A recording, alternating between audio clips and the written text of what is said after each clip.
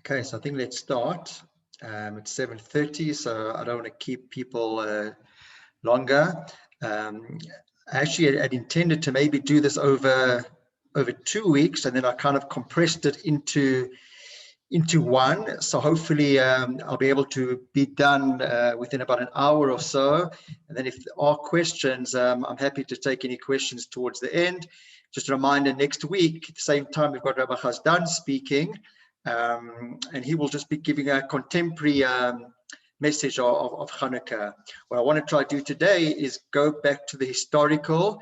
Some of it you would already know, but just going a bit deeper into the history, into the miracles, the significance, and sharing a couple of sources with you as well. I'll share the screen with a couple of sources that we learn various aspects of Chanukah from. So first, to begin with, we're all familiar that we say the Al Anisim. Al Anisim prayer we say on Chanukah, we say it in the Amidah, we say it in the benching. And part of the words that we say She'asita labotenu be'amim ahim bazman hazeh. We're thanking Hashem for the miracles that He performed for our fathers be'amim ahim in those days and at this time. So it's a concept that I've spoken about previously, and that being that when we celebrate a Yom Tov, or we commemorate an event, a festival like Chanukah, it's not just that we commemorate and we do all the traditions and we bring out the latkes, which I'll touch on at the end of this shiur as well. It's not just a commemoration of something that's gone back in the past, but every time that event comes back the year later, it's as though it's a spiritual well from which we can again draw of the energies that day first gave to the world, the spiritual energies. So from that very first Chanukah, there was a particular energy, spiritual energy that was released into this world. And each time Chanukah comes about again, and indeed any Chag, any festival, we've got the opportunity on that day to draw again from that spiritual well, if I can use that metaphor, and try draw all the particular strength from that particular day. But it goes without saying that without knowing what the particular energy, the strength that we're looking for, we won't quite know what to look for, what to pray for, what to try draw. So I'm hoping that this shiur tonight will give us a bit more of an insight exactly what is that spiritual energy of Chanukah, what is that we're looking for. That's possibly the idea. Yes, Hashem, you did it in those days, but Bazman Hazeh, we've still got the opportunity in our days to try and draw those energies, those strengths. And just with that as an introduction, I want to just start with exploring obviously the history a little bit of Chanukah and the lessons of the historic Chanukah, and thereby, please God, draw from the immense reservoir of spiritual energy that is released into the world over this time every year, Chanukah, which is just a couple of weeks away. In fact, less. Okay, so let's begin. And again, some of this is you all know, but I'm going to go into it quite briefly about the story of Chanukah and the story behind the events of Chanukah. Actually begin with the Greek conquest of the kingdom of Yehuda. We know that the Jewish people were divided into the kingdom of Yehuda and the kingdom of Israel. So you've got the kingdom of Yehuda is conquered by the military forces of Alexander the Great. This is in 320 BCE, and unlike other conquerors, the Greeks weren't just happy with physical subjugation of those that they had conquered.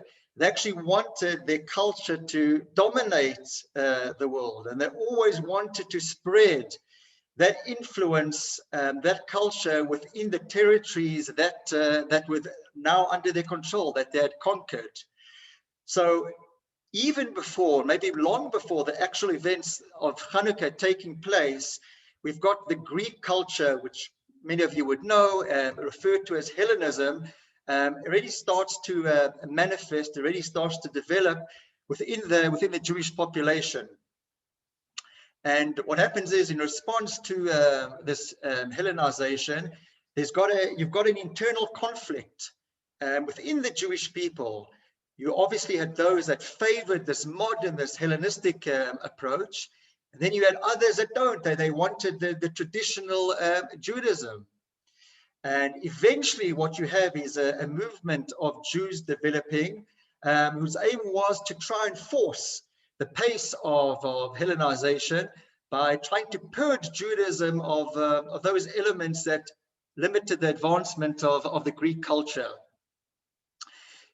In the year 175 BCE, you actually have these, let's call them the Jewish Hellenizers, those that wanted Hellenization. They actually gained a powerful ally when you've heard the name Antiochus IV comes to the throne. He comes to power. He becomes the emperor of the Syrian Greek Empire. And like those before him, Antiochus was disturbed, very aggrieved to find that here you've got a people, you've still got the Jews holding on to their own religion, worshipping their own God in blatant, flagrant disregard of the Greek deities and the Greek culture. What Antiochus then does, and again, it was all part of trying to further advance Hellenization at the time, obviously uprooting Judaism. He decrees a ban on religious cultural practices, which obviously were the antithesis in their eyes of Hellenism. And if you got in particular those mitzvot which were seen to be really, really the no-nos from the Greek culture, it was Brit Milah, it was the laws of Shabbat, and it was Rosh Chodesh. So just quickly to go through each of those, Brit Milah was the idea of, we created perfect. Man is perfect. Who are we to now go and desecrate the body by removing the foreskin? Brit Milah was outlawed. You have Shabbat. Think about it. The idea that there's a God in control, that man isn't totally in control of things, that God ultimately controls the world. Shabbat outlawed. And Rosh Chodesh, interestingly enough, because Rosh Chodesh is the idea of renewal, that you don't always have to be governed by rote and doing the same things. The value of Rosh Chodesh is teaching us that there's an ability to renew, to do things differently to what we were doing before. And why, in particular, those three practices in Judaism were outlawed. Got so bad that you had people that where they still circumcised their babies, obviously in contravention of what Antiochus had imposed. You had Rahman al-Islam, you had these babies being executed. They were killed, these babies that were circumcised.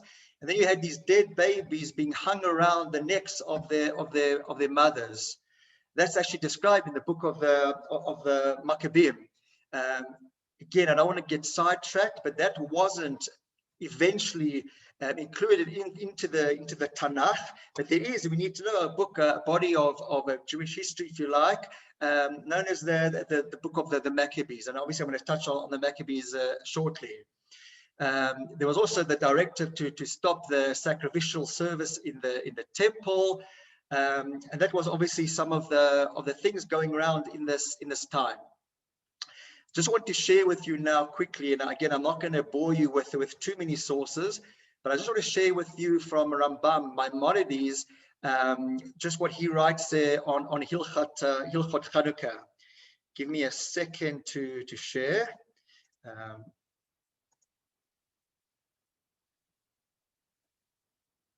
Okay, so hopefully you're seeing that. Maimonides Rambam writes in Hilchot Chanukah, and I've written there, I've typed out the Hebrew, but I'm going to go through the English with you. This is what Maimonides writes. During the times of the Second Temple, when the Greeks ruled over the Jewish people, they instituted decrees against them and attempted to destroy their religion. They did not allow the Jews to study Torah or perform mitzvot. They took their money and their daughters, and they entered and defiled the temple where they violated its purity. The Greeks subjected the Jews to great hardships and pressured them immensely, until the God of their fathers had pity on them and saved them. Okay, this is a short text from Maimonides, from Rambam. What you have as well is, as I said before, the internal strife is that you've got the efforts of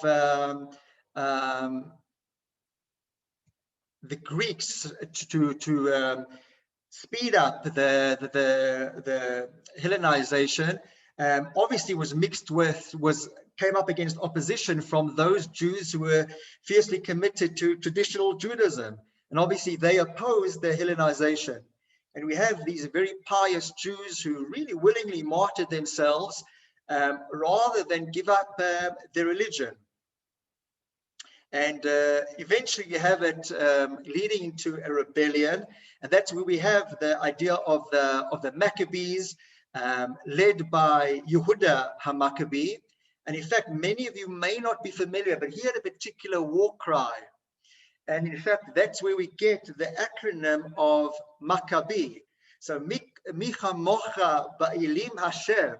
You're familiar with that we say it in the evening prayers. Who is like you amongst the heavenly powers, O God, Hashem? If you take the first letters of Micha Mocha Ba'ilim Hashem, Mem Kaf Beis Yud, it spells out the word Maccabee. That's where we get the word Maccabee. You've got Yehuda, yes, was the leader. And he's joined by his 5 brothers, and all of them are the sons of Matityahu, all coming from the Hasmonean family, the distinguished priestly Hasmonean family. And again, the miracle, I'm going to go into this, is that you've got, despite all the odds stacked against them, you've got these sons of Matityahu. They miraculously succeeded in their battles against the Greeks. And it goes without saying that without Hashem's help, without a divine intervention, and again we mentioned this in the Alanissim, that you delivered the mighty into the hands of the few. And that's obviously referring to this victory by the very few were able to conquer and to defeat the numerous, the Syrian Greek army. So you have the Maccabees, this the small troop of fighters. They were able to free Jerusalem, free Jerusalem from the control of the Syrian Greeks. And you then have the Hellenistic Jews, obviously those who weren't keeping with the traditional laws. They were isolated to the northern port of Akko. Many of you are familiar with Akko in Israel. Then finally, obviously coming to Chanukah, and that we know begins, we celebrate it on the 25th of this month, the month of Kislev. It is in the year 165 BCE that the Maccabees returned to the Holy Temple. And obviously now they have to go set about restoring, repairing everything that had been defiled, that had been vandalized. And now we have the second miracle. So again, the first miracle of Chanukah is that the few defeated the many, right? Divine intervention. Without that, it would never have happened. And the second one is, as we know, that when these pagans, these Hellenists, these Assyrian Greeks, when they invaded the temple, they desecrated, they defiled all the oil reserves. When the Maccabees re-entered the temple, all they could only find one jug of oil, from which they were able to light the holy menorah, the menorah of the temple. And we know the miracle that the small amount of oil, which only ought to have burned for one night, remained alight for 8 days, until they had enough time to produce new oil. Again, I just want to share a source with you from the Gemara, from the Gemara Shabbos. Give me a sec. Okay, so the Babylonian Talmud, Shabbat, the 21st page. It says over here, and this again in the Gemara, it goes through this miracle. It says, referring to those Maccabees who are now trying to rededicate the temple, they searched and found only one flask of oil with a stamp of the Kohen Gadol. Now I think about it in our times, this would be similar to getting your lahavdil, your airline meal on your plane, and you want to make sure that the seal, the base din, or whatever seal it is from whatever country, is absolutely in place. Otherwise, you're a bit concerned about the kashrut. So each of these flasks had the seal, the stamp of the Kohen Gadol. All of them had been defiled, except they found one. So they found only one flask of oil with the stamp of the high priest that had been set aside, and there was only enough oil to burn for one day. A miracle occurred, and they lit the menorah from this oil for 8 days. The following year, the sages established these days for praise and thanksgiving. So obviously, the very first Chanukah was the Chanukah when this miracle occurred. And from that day onwards, for the following year, and from our generation and always going forward, there is going to be the Chanukah going forward. Okay, so that's a sharing the source from the Gemara. We read about the miracle of finding this one flask of undefiled oil, still bearing the stamp, the seal of the high priest of the Kohen Gadol. Okay, just a little bit more of the understanding about the differences, so to speak, between the Greeks and between, let's say straight, between Judaism, between Torah. So the Greeks, what were the Greeks? The Greeks and the whole culture, you could define them as humanists. And humanists, by definition, place man at the center of the universe. Okay, so you've heard that definition, or it's a definition, and you might say, well, what's so wrong with that? Torah also says that man is the pinnacle of creation. We're supposed to say that bishvili nivra ha'olam, that in my merit, because of me, the world was created. So really, is that so wrong? Judaism also believes that the world's created for man. So one thing we can maybe answer and say that the failing of Greece is that they made too much out of the human being, elevated the human being too much. But in truth, pum fakert, as they say in Afrikaans, that's also wrong. In fact, it's quite the opposite. What was the failing of the Greeks is that they made too little of the human being. Why? So why do I say that? It's because they limited the human beings and man's capabilities and man's accomplishments to the realm of what a person can comprehend, to empirical observation. And obviously we know with Yiddishkeit, with Judaism, we're not limited. We're not only defined by that. Judaism maintains that we can accomplish so much more than what we understand. We're able to reach worlds that we know nothing about. So you can maybe contrast and say that Greek wisdom is a worship of the human mind, the human body, aesthetic sense, and all those type of values that speak to a human being.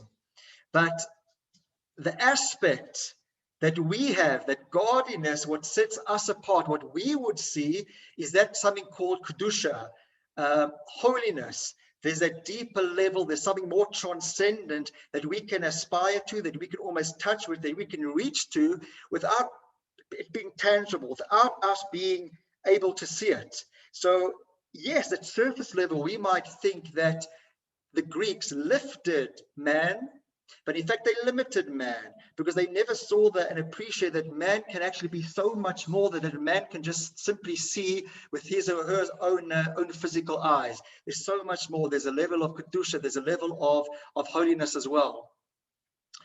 Another difference, or another way of putting it, is we can say that the difference between Torah and let's call it secular wisdom is not only the source of the information, but more importantly is the purpose. So let's think of the goal of traditional secular wisdom is, one could possibly say, is to control nature. Torah's purpose is to control our nature, to be able to control oneself. If you look at the word Torah, it comes from hora'at, to be a lesson, to be a teaching. Torat Chaim, when we refer to the Torah as being Torat Chaim, not only does it mean that it's a living Torah in the sense that it applies to every time, every generation, but it's a Torah Chaim of life. it's not there only to make us wiser. It's not just a book of encyclopedia and a book from which we can just gain knowledge, but it's there to be able to develop us ethically, morally, to try and achieve a closer level. We can never achieve perfection, but as close to perfection as possible. And obviously, any wisdom that doesn't improve human character cannot, in terms of a Torah definition, be called wisdom. And that's why the nations of the world didn't merit a divine revelation of the Torah. And again, that's also, again, I don't want to divert too much. We've got the Shiva Mitzvot Noach. We've got the 7 laws that the rest of the world have to keep, the Gentile world. And provided they keep that and they leave us alone, which obviously the Syrian Greeks did not do, great. Shalom, peace to everyone. But we must know that there is certainly a difference between Torah and what we have to do through Torah and just normal secular, let's call it traditional wisdom. Just on the idea, I spoke earlier in the introduction, I just said that the 3 main areas that the Hellenists tried to eradicate was Shabbat, was Rosh Chodesh, and about Brit Milah. I said Brit Milah was the idea of we're perfect, there's nothing more that we can do.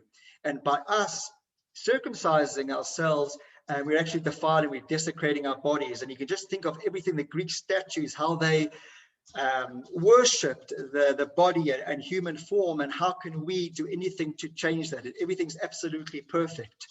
Again, I just want to share a source with you. Many of you are familiar with the story, but I just want to show you in the text and just show the wisdom of the sages, of the rabbis of old. So have a look over here. Here it's brought in the Midrash Tanchuma of the dialogue between another wicked person of the time, Turnus Rufus, and Rabbi Akiva. Again, I'll just go through the English. Might be a bit small for you to read, so I'm just going to read it. It's not too long a paragraph. The wicked Turnus Rufus asked Rabbi Akiva, and these were his words, whose actions are more beautiful, those of God or of man? So you might think what Rabbi Akiva is going to answer, but listen to it. Rabbi Akiva answers as follows: those of man are more beautiful. Turnus Rufus is obviously taken aback by this, and he says, can man create something similar to the heavens and the earth? And Rabbi Akiva responded, do not ask me about something which is beyond the capability of man. Rather ask me something which is within the capability of man. To which Turnus Rufus asked, why did you circumcise yourselves? Rabbi Akiva said, I knew that it was this topic that you meant earlier, and therefore stated that the actions of man are more beautiful than those of God. Rabbi Akiva brought him raw wheat and some cakes. And Rabbi Akiva said, this wheat is the work of God, and these cakes are the work of man. Aren't the cakes better than the wheat? And obviously, he won that argument. Just to put it in another way, and we say it every Friday night, and again, you've heard this word from me many times, we end the Vayachulu paragraph, Asher bara Elokim, the world that God creates, and it ends off with one word, la'asot, to do. Seems out of place, because we've just spoken about God creating the world. What's more to do? La'asot is for us to do. Hashem creates the world, but it's imperfect. He leaves it for us to perfect it, la'asot, to do. And that's part of the mitzvah of circumcision, is to perfect our bodies by circumcising ourselves. No way, God forbid, a desecration. Another terrible thing that the Greeks did is that they made a decree that all Jewish brides, before they got married and before they were intimate with their future chatan, with their future husband, they had to have sexual intercourse with their governor. So their governor would be able to have their way with this Jewish bride before such time as she would be able to marry her husband. So shocking. Shocking is really an understatement. Again, just later, I'm going to allude to something that is more pertinent to women about Chanukah, because a certain miracle occurred related to Yehudit, a woman in the Chanukah story, but I'll come to that a little bit later. To maybe understand a reason, and obviously we don't always have reasons for why things happen. Hashem makes things happen, but if there is a lesson to learn, and again, the Bach, who's a commentator on the Shulchan Aruch, he gives a reason, and he says that on Chanukah, the main reason for the decree coming onto the Jews was because that they became lax in their service of Hashem in the Beit HaMikdash, in the temple. And accordingly, there was that heavenly decree to take away the avodah, to take away the temple service from them. So you've got a midah keneged midah, you've got measure for measure. You lax in my service, says Hashem, I'm going to take the service totally away from you, the ability to bring the sacrifices to my holy temple. Had there been the proper divine service and no weakness in serving me, then Hashem wouldn't have ever had to find the need to bring along the Greeks. Again, the Greeks are only the pawn, so to speak, in Hashem's hands. But again, unfortunately, we were lax in our service of Hashem, and according to the Bach, that's the reason for Chanukah. How was that eventually overturned? So when you've got the Kohanim, you've got this Hashmonaim family, and they risk their lives. They literally put it all on the line, literally for Kedusha, for sanctifying God's name, to be able to do the divine service again. They then immediately saw the miracles. One, as I mentioned before, the war, that the few were able to defeat the many. And the second, that they were able to rededicate the temple service by able to find this one flask of oil. And we know it lasted 8 days. So through their rededication and really going beyond the call of duty, therefore we really have the Chanukah miracles coming about. Really selfless commitment, selfless dedication. In fact, one of the other miracles, in fact, not only that this one flask of oil lasts longer, 8 times longer than it ought to have, but just the fact that there was a flask that, so to speak, Hashem put aside. Think about it. These Greeks were going to be meticulous in destroying. They knew that they couldn't leave any oil that bore the stamp of the Kohen Gadol. You think they were going to keep even one around still? Hashem made it that still be able to find one perfectly kosher flask of oil. Okay, now I just want to go a bit more into the actual miracle and the reason, maybe unpacking it. I'm also going to share a source with you, but before I do that, I just want to ask a question. And the question is, okay, we know that the oil, the one flask of oil, which ought to have lasted for 1 night, endures and burns for 8 days. The question would be, why was such a miracle necessary? And also, does it take 8 days to make olive oil? What was the idea of 8 days? It said we needed 8 days to be able to get new oil, and this one flask lasted the 8 days. So I just want to unpack that with you a little bit and just share one source. Okay, so this is Rabbi Yosef Karo. So Rabbi Yosef Karo, just again, he is the author of the Shulchan Aruch, but before the Shulchan Aruch, we've got a book called the Tur. And on the Tur, we've got the commentary of the Beit Yosef. The Beit Yosef is a synonym, another name for Rabbi Yosef Karo, and that eventually becomes the Shulchan Aruch. So again, the English of what the author of the Shulchan Aruch says, he says the reason they needed to light the menorah for 8 days, so why 8 days, was from the very container of oil, was because all of the Jewish people were ritually impure. The Hebrew terminology is tamei mate. Why? They'd come into contact with dead people. There was a war, they killed people. If you come into contact with a dead person, with a corpse, it makes you impure. And therefore, it is impossible to prepare new pure oil until a 7-day waiting period had passed. Because 7 days is a period of tumah, of impurity, spiritual impurity. in addition to the 1 day required for the pressing of the oils and the procedure to prepare pure oil. So again, very simple explanation for 8 days, 7 days to pass for them to come ritually pure, 1 day actually to then press the oils to make the olive oil. Okay, nice, clean answer, if you like, from Rabbi Yosef Karo, from the Shulchan Aruch.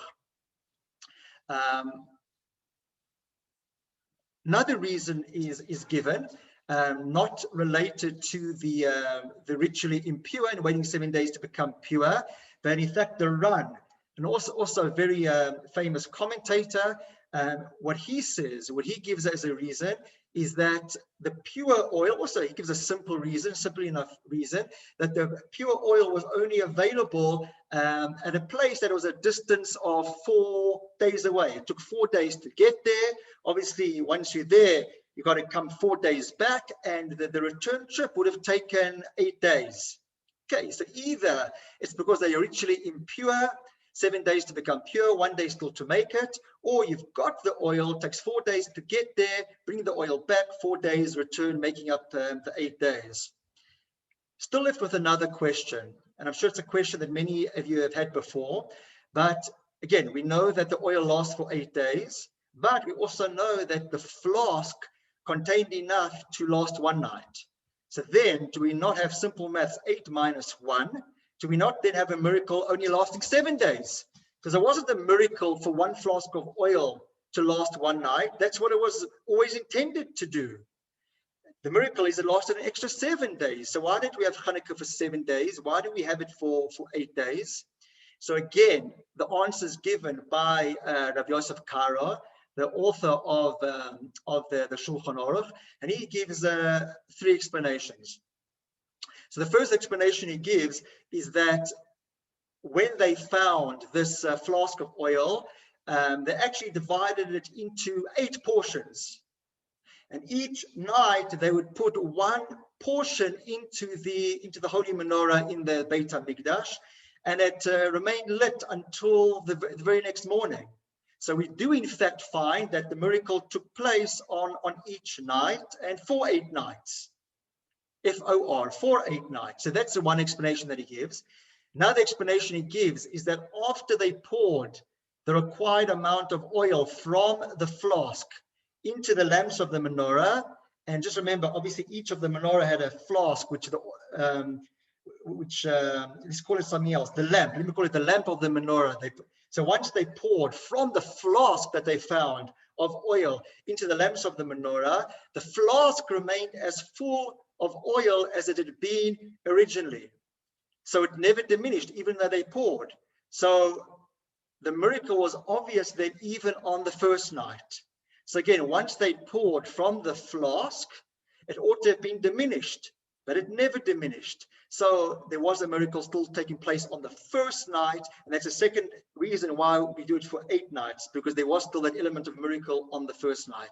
The last explanation he gives is that actually what happened is that on the first night, they poured all the oil into the lamps of the menorah, and it stayed lit all night. And in the morning, they found the lamps still full of oil. And again, this all occurred on each of the 8 nights. What I don't want you to get confused with at this stage is we know that the menorah in the Beit HaMikdash had 7 arms, 7 branches. When we light the Chanukah, we shouldn't call it a menorah first of all, it's a Chanukah at 8. So it's got nothing to do with the 7 branches, the 7 holders. What's a word? Yeah, containers for the oil. It just was the 8 days that it lasted for, depending on why 8 was required for the oil, which I went through earlier. But the menorah had 7 branches. The miracle was it lasted 8 days in order for them to get the required new oil, and we light 8 lights on Chanukah. So just to clear any confusion that there might be over there. Okay, I mentioned that Chanukah commemorated 2 miracles. The first one that took place are the few in number. The Maccabees were able to defeat the many in number. That was the first miracle. And then obviously the miracle of the oil. So just trying to now maybe connect and try combine the 2 miracles into one, and try to possibly get a a better understanding. We know that the Hellenists, the Greeks, didn't have place in their culture for divine intervention, for God playing a role in their everyday life. Obviously, with Torah, with Jews, we absolutely know that God is intimately involved in the very mundane. God absolutely takes care even of the smallest details. We know that the Greeks didn't just want the physical destruction of the temple. In fact, they don't destroy the temple. What they wanted was a defilement. They wanted to contaminate it, to make it non-pure. They actually didn't mind if the Jews continued to exist, but they didn't want them to exist as Jews. Exist as a person, but don't exist as a Jewish person with spiritual elevation, with connection to a God. The miracle of Chanukah came about to restore this elevation. And where is that elevation more manifest than anywhere else in the world? It is in the Beit HaMikdash, the Holy Temple in Yerushalayim, in Jerusalem. We need to also understand that Hashem didn't make the miracle in the wall an obvious external one. Obviously, it was still a miracle because, as I said, the few defeated the many. But it wasn't a miracle that all of a sudden there was a bolt of lightning from heaven and the Syrian Greek army were totally decimated and destroyed. It wasn't such an overt miracle. And the reason being is because you don't then want to give the impression that the goal of the war was a quest for national statehood. The miracle of the oil came only to confirm the purpose. The revealed miracle, where do we have the revealed miracle? That's with the oil, that's within, that's inside the temple, showing that ultimately what is the goal? The goal is a spiritual one. The observance of the mitzvot, the lighting of the holy menorah, b'kedusha, v'tara, in holiness and in purity. I mentioned before that the miracle of the oil wasn't just that it burned for the 8 days, but in fact that Hashem made it available, that it was there for the Jews to be able to find and again to be able to light the menorah. We have a very important teaching from Ramban, from Nachmanides, which is a general teaching that it certainly finds specific relevance into what we're talking about tonight. That's that Nachmanides, Ramban says that everything that happens in our daily life shouldn't just be seen as nature or the regular functioning of the world. But in fact, we should be able to view everything, those natural events, as miraculous, part of the divine hand, part of Hashem's hand in everything, that God's intervening every single day. And the things that we consider nature, it is going to happen. The sun's going to rise. The baby is going to be born after 9 months. The same God who made a small flask of oil burn for 8 days brought about that seemingly unmiraculous victory over the Greeks, because it wasn't done in quite the overt miraculous way. And in a way, or not in a way, really the lights of the menorah, the holy candelabra in the Beit HaMikdash, teach us to be able to look around and to notice the miracles that are taking place all the time. And again, I alluded to it before, but that also explains what we say in the Al-Anisim. We say what you did by Yamim Hahem in those days, Bazman Hazeh, at this time. So how do we see miracles in our time? We can all ask that question. Now, all the wonderful stories we read about in Tanakh, the splitting of the sea, the manna from heaven, the oil, all the miracles that took place in the temple. Why is it that by Yamim Hahem, it was only those generations who saw the miracles? But in our days, we don't. Why don't we see all these miracles taking place? Was it only the generation of the desert? Was it only the Chashmonaim that merited such divine miracles? And the truth is that we need to be able to see, Bazman Hazeh, it's happening in these times as well. God governs the world. Yes, it's not so overt anymore. He does it in a system that we today called nature, but in fact, it's actual miracles taking place all the time. And we need to just be more conscious. We need to be more aware. It's just like you've got certain sound waves, you can use that analogy, that exist in the world's atmosphere, but can only be detected by special instruments, or certain frequencies that can only be heard by certain animals. Can you say you don't exist because we as humans can't hear it? We need an instrument to hear it. No, it's absolutely there. Just means being able to be a bit more sensitive towards it. There's a beautiful understanding of Bayamim Ahem in those days, Bazman Hazeh, juxtaposed with the idea of contemporary times in our days.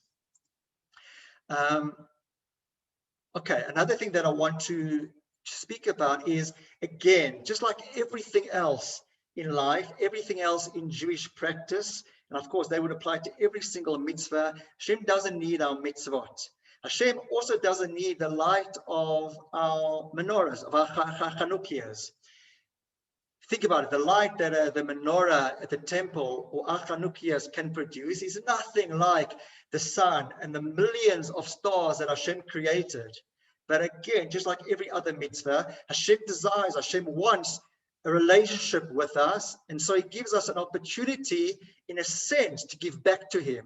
Not that he needs payback, that he needs anything from us, but it's more for us. So if we can think about it, is that we then are able to light for HaKadosh Baruch Hu, the one that lights up the world. And that's done for us in order to be able to bring about this closer relationship between ourselves, between us and Hashem. There's a midrash in the Bereshit Rabbah, so it goes on Bereshit. And again, you might be familiar, you've counted it, but we know that when the world is created, in the parasha of Bereshit, in the book of Bereshit, it begins by Vayihi Or, let there be light. So again, if you've ever counted how many times the word Or is written in the parasha of Bereshit, it's actually written 5 times. What is 5? What's always the concept of 5? Who knows? 5 are the books of the Torah, the books of Moses. So the 5 of Or, the 5 mentions of the word Or, light, represents the 5 books of the Torah.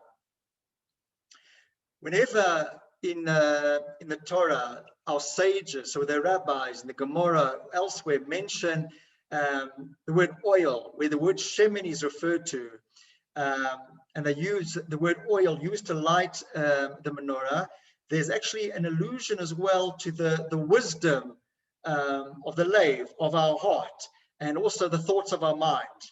So again, let's think about what happened in the time of the Chanukah miracle.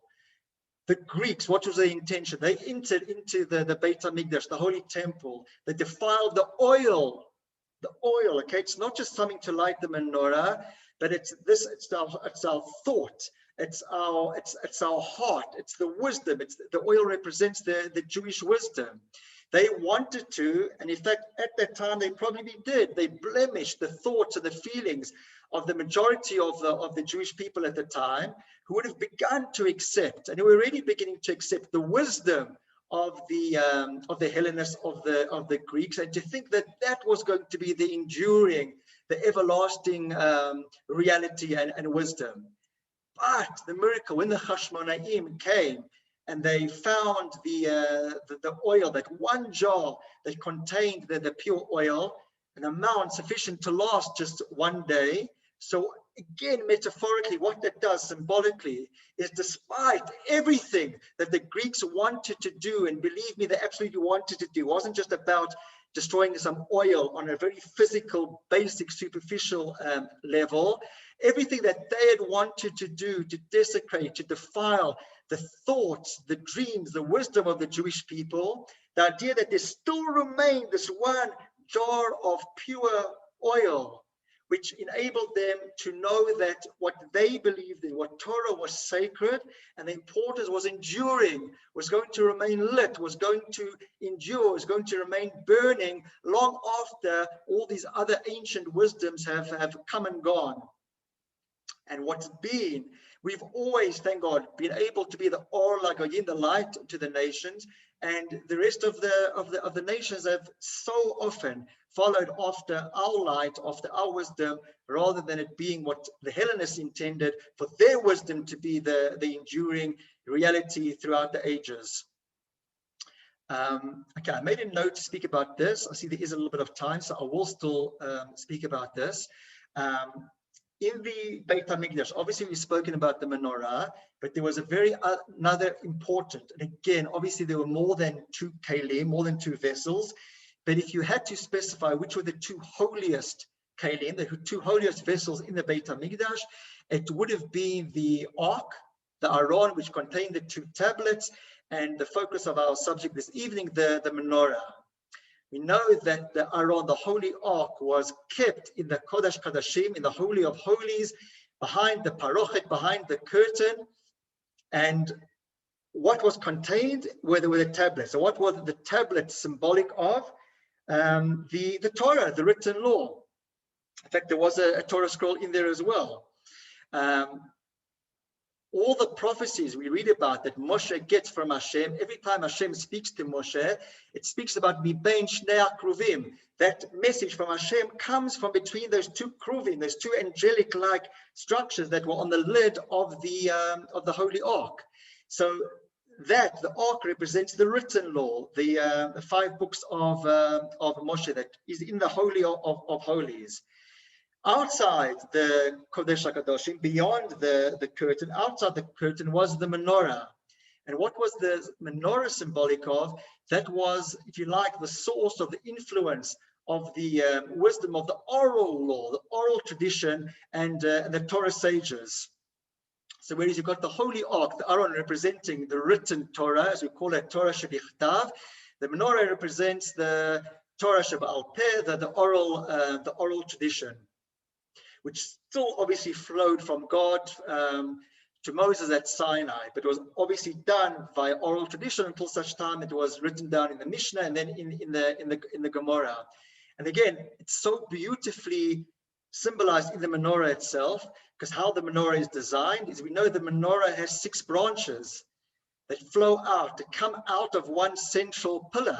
And what's 6? Again, going back to that famous song on the Pesach Seder, who knows 6? 6 are the Sidrei Mishnah, the 6 orders of the Mishnah, which flow, which come out of that one body of the Torah, of the written Torah. But of course, there's a fundamental difference between the written Torah and the oral Torah. And we see that difference in the Ark and the menorah. The Ark is sealed in the Holy of Holies and is untouchable. Okay, man can't touch that. And that's the same said about the Torah text, where the beautiful talk given to us by Rabbi Ursvald, 1 letters, apostle, that's it. The whole Torah is invalid. Words are eternal. The words of the Torah are unchanging. When it comes to the oral law, we, man, have an active role to play.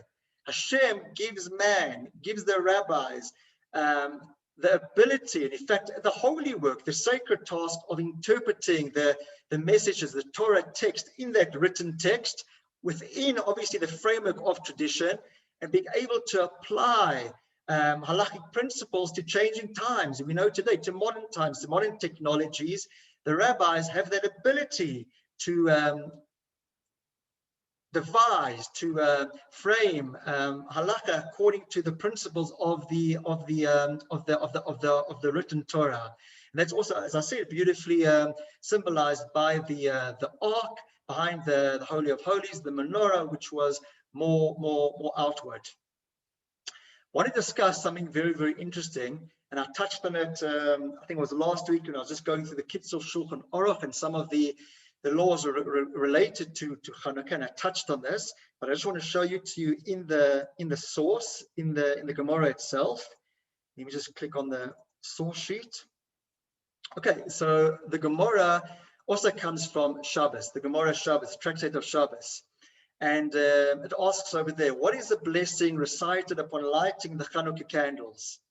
And the answer given is, one blesses Baruch Atah Hashem Elokeinu Melech Haolam, the usual who has commanded us to light the Chanukah candles. Now, the obvious question is, where is the biblical source of this command? We know Chanukah takes place after the Torah is given. So how can we say that Chanukah is a Torah law when Chanukah comes after the giving of the Torah? How can we say, blessed are you, Hashem, God of the universe, who commanded us to light? Using Hashem's name, we say, you commanded us to light, but God never commanded us in his Torah to light. It could never have happened because the Torah predates the miracle and the story of Chanukah. So how can there be a biblical basis for its commemoration? You got the answer. So we've got two answers. So Rav Avia said, where do we learn it out from? We learn it out from the pasuk, which says, do not swerve from the things they tell you. It comes from Devarim. From the things that they tell you, means they, referring to the rabbis, have an obligation, have a right to tell you. And again, whatever they tell you, you need to listen to. Don't swerve, don't deviate from their, we've got rabbinic mitzvot as well, from what they tell you to do. There's another rabbi, Rabbi Nehemiah in the Gemara, who says, we absolutely have it, it's biblical, but he quotes a different source. He gives a different source from it. And he says, it comes from the verse in Devarim, ask your father and he will tell you. Ask your elders and they will tell you. Again, meaning that it's not just the body of Torah from where we get our directives and our instructions, but the rabbis themselves are given permission, and more than permission, are given directives to be able to establish Torah going forward. Okay, just in the screen share over there.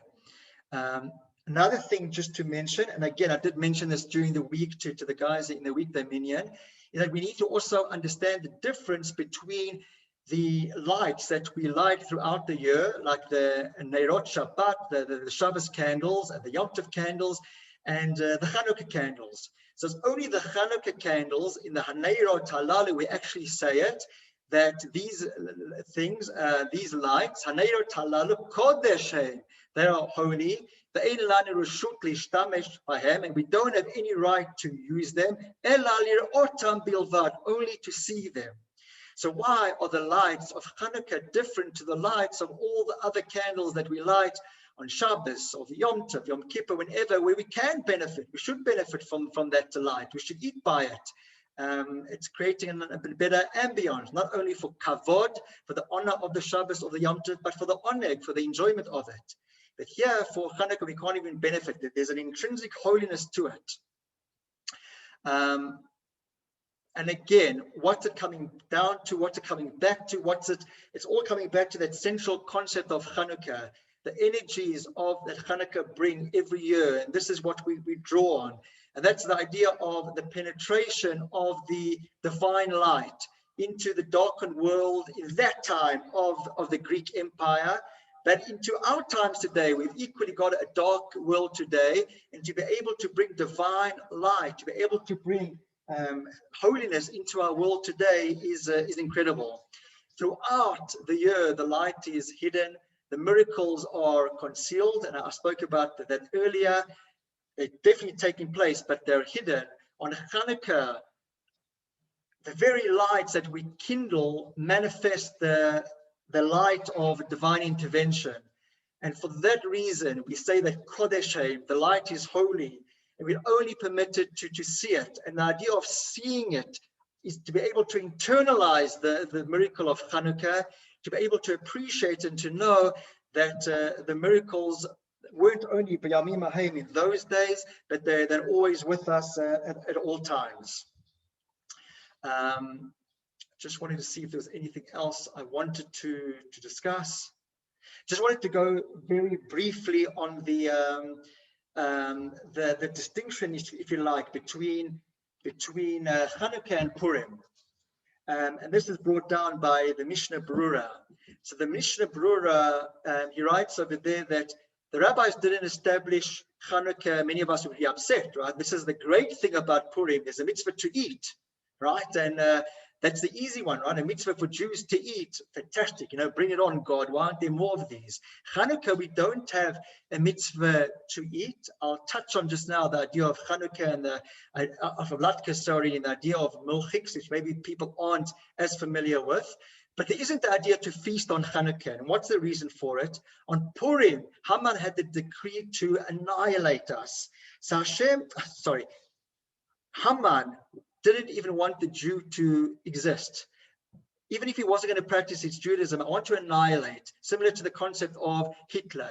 Didn't concern himself if you were married out, if you're Reform, if you were so far removed, if he could trace some Jewish blood in you, you were to be exterminated. And that was the same as Haman. Haman wanted our physical extermination. And therefore, Purim is a very physical, a very visceral chag where we celebrate our physical existence. And what's more physical than eating and feasting? And for that reason, we have a Su'udah where we feast on Purim.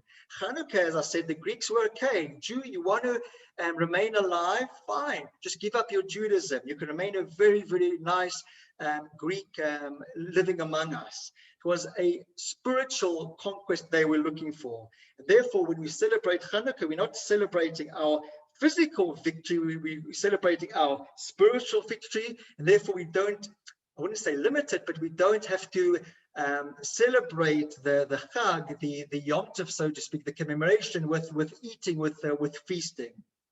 We thanking God for our spiritual survival, because really and truly our physical survival was never at stake. Of course, we can always debate that without spirituality, without Torah, would we have physically survived?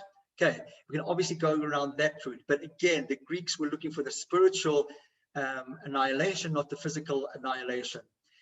Okay, just briefly, I said we don't have a feast, but we obviously do have the minhag of having latkes and donuts. Very simply, the reason being, could very simply, and maybe in South Africa, we should introduce it. We should maybe go the route of vet cook or cook sisters. Anything which is very oily.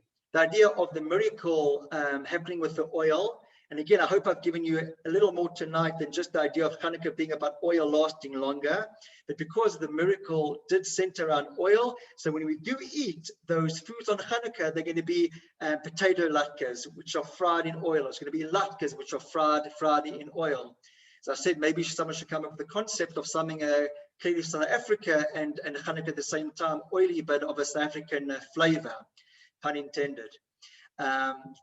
Just to go into the idea of cheese, why it's particular a minhag to have cheese on Chanukah. So in fact, a minhag that's brought down by the Ramah being the glosses on the Shulchan Aruch, and it's the commentary of the Ramah that we as Ashkenazim follow in halacha. But the Ramah says it's a custom to eat cheese on Chanukah. And why? Because it's to remember the miracle that occurred through Yehudit. Who was Yehudit? So Yehudit was, and this is actually brought down in the Mishnah Brura as well, which I alluded to earlier. She was the daughter of Yochanan, the high priest. And again, as I mentioned, there'd been a decree that the bride had to first have sexual intercourse with the Greek governor before she was intimate with her own Jewish partner. So what did this Yehudit do on, unfortunately, the night that she had to be with this governor? She fed him cheese. She fed him cheese, and it obviously was very salty cheese. She gave him wine to drink to quench the thirst. She gave him a bit more wine, more wine. When he became inebriated, she decapitated. She decapitated this man, the Greek governor. That obviously lowered the morale of the Greeks, led to a lot of them fleeing. And that's the idea of commemorating by eating cheese. I mentioned actually today in Shul, between Mincha and Ma'ariv, that women have the obligation of lighting the Chanukah just as much as men. In fact, women can discharge men of their obligation. Women can light on behalf of a man, because a woman was part of the miracle of Chanukah, just like Purim, the same thing, the idea of listening to the Megillah. Normally, you would say it's a time-bound, positive mitzvah, which women are normally exempt from. But no, the miracle took place for all of them, similarly on Chanukah. And why maybe even more so is just what I've told you now about Yehudit and the miracle that she brought about, and her bravery with decapitating this Greek governor. Just one small custom I want to just go into now, and then I want to conclude with a beautiful story. So the other custom we have on Chanukah is the dreidel. So for lack of a better description, if you were describing it to anyone else non-Jewish, it's a spinning top. But again, so like so many other things in Judaism, the spinning top isn't as simple as it appears. We know that the times of the Chanukah story of the Maccabees, Jews mentioned the three mitzvot that they wanted to outlaw. But of course, Torah study was also banned, and people were thrown in prison for the crime, in inverted commas, of studying Torah. So while in jail, the Jews would gather together to play dreidel.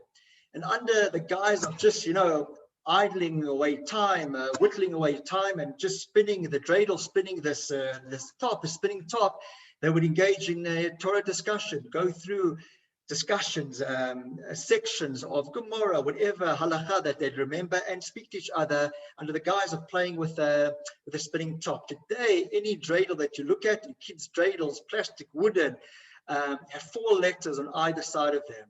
There's a nun, and that nun stands for the word nes, which means miracle. There's a gimel, which stands for gadol, which means great. Hey, which stands for haya, which in Hebrew means was. Shin stands for sham, which means there. And that's spelled out, nes, gadol, haya, sham. A great miracle took place there, and then obviously being in the times of the Chanukah. But of course, like every other Jewish story, and again, as I said, drawing on the spiritual energies that Chanukah brings around every year. Today, when we spin the dreidel and play with our kids, or we just spinning the dreidel ourselves, it should just be, again, that same message that's coming across, is that our eternal defiance of anyone who tries to stand between the Jew and his religion, between the Jew and his God, between the Jew and his Torah. Ultimately, we're going to be the ones still here. We're going to be the ones still spinning the dreidel while the world still spins and turns, the earth still turns. We're going to be here together with that world. Just want to end with a story. And this story, again, I think it's a beautiful way to end. Again, just I think brings to light the eternal message of faith and dedication, and the eternal message of Chanukah. So again, like so many chagim that took place during the times of the Holocaust. So you had Chanukah at the times of Chanukah, and this particular story takes place in Bergen-Belsen. And it was Chanukah, and it was time to light the Chanukah candles. Of course, they weren't going to find a jug of oil. They weren't going to find olive oil. They weren't going to find a wax candle. They weren't going to find a Chanukah. All that, unfortunately, belonged to the distant past.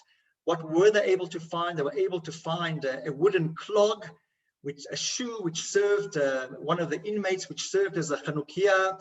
They were able to pull strings from a concentration camp uniform, and that obviously served as the wick. And the black camp shoe polish became what they used as the oil. You had the particular rabbi in that particular camp, Rabbi of Bluzhov. His name was in fact Yisrael Spira, or Spira, I'm not sure how it's pronounced. And he lit the menorah, we lit the wick to light the Chanukah, and he was saying the brachot. He said the first brachot, lahadlik ner shel Chanukah. And he said it in the traditional chant that we know for Chanukah. And then he said the second one, the second blessing, the Al Hanisim. He said those 2 brachas. And then when he was about to recite the third blessing, he stopped, he turned his head and looked around as if he was searching for something.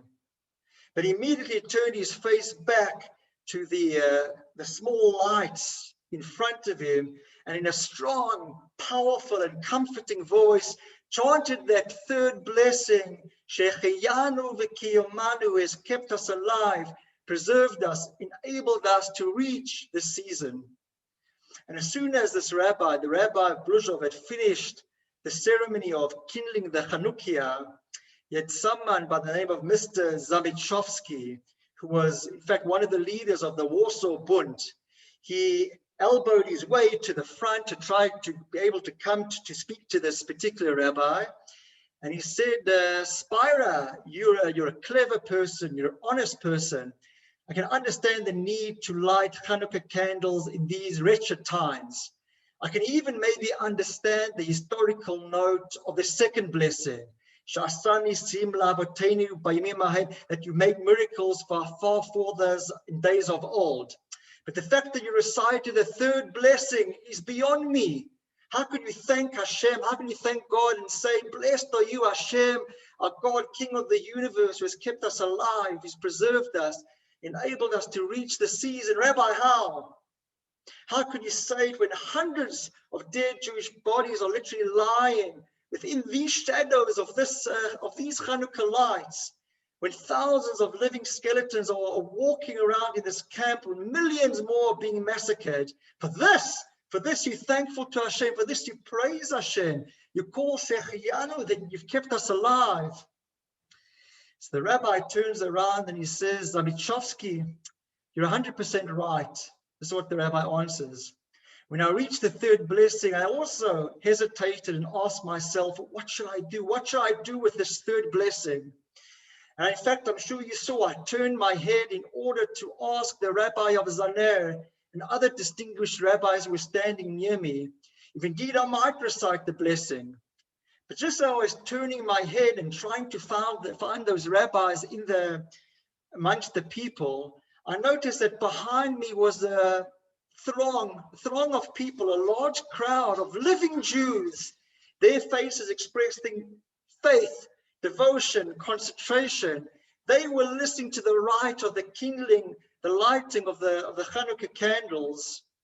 And the rabbi continued, I said to myself, if God, blessed is he, has such a nation that at times like these, when during the lighting of the Chanukah lights, they see in front of them death looking from every corner, if despite all that they stand in throngs and with devotion, listening to the Chanukah blessing, who did miracles for our forefathers in days of old at this season, if indeed, said the rabbi, I was blessed to see such a people with so much faith, with so much devotion, with so much fervor, that I'm under a special obligation to recite the blessing, the third blessing, Shechiyanu v'kiyamanu v'yanu lazman hazeh, that you've kept us alive, that you've preserved us, that you've enabled us to reach this point. And of course, thank God, today with none of us, thank God, are in that situation. We're in a situation to thank God in a spirit of peace, tranquility, relatively speaking anyway, light and commemorate Chanukah. We should always appreciate what special times we live in. We should always appreciate how difficult times were in the past, but always hold on to the lessons of Chanukah. Please God, when Chanukah comes around, to be able to draw from that spiritual well of Chanukah, the idea being that yes, miracles happen by Yamim Haim, but they're also happening Bazman Hazeh in our times, to be able to be aware of all the miracles that take place on a daily basis, and to always be grateful for everything that Hashem does for us at every moment. Just say, please God, obviously I will be sending out with this coming week's newsletter, just obviously a bit more about Chanukah and about the blessings and about the Neirot Halalu. So I'll definitely still be sending out something about Chanukah as well, and all the brachot, and obviously everything just to be aware of. So just shkoyach, thank you for everyone for joining. Have a good night.